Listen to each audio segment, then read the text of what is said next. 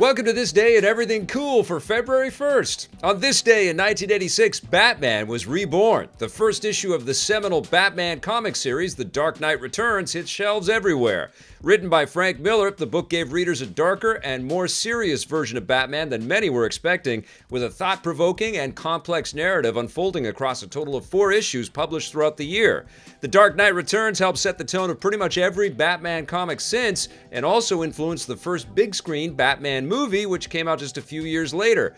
Batman has never been the same since. February 1st, 1988 is an important day for one of the most popular video games of all time because it was when Tetris was first released in the US. It was published on the Commodore 64 and personal computers thanks to a complex licensing deal between an American company and the game's creator, Russian game designer Alexei Pajitnov. At the time, it was difficult and even dangerous for a Russian to release such a financially successful game in the capitalist world because the Soviet Union wouldn't fall for another few years.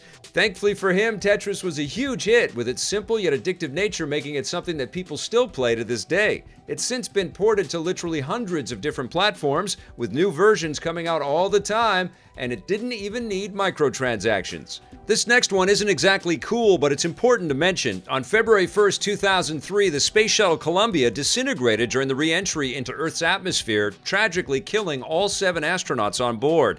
The accident was the result of a faulty piece of foam insulation on the outside of the shuttle that broke off, causing the whole ship to overheat. Columbia was one of the deadliest space disasters in human history, and it recalled the similar Space Shuttle Challenger disaster, which blew up shortly after takeoff, killing all 7 of its astronauts in 1986. This just goes to show how dangerous spaceflight really is, where one little thing that goes wrong can cause a chain reaction that can destroy an entire ship, and it also goes to show just how brave our planet's astronauts are.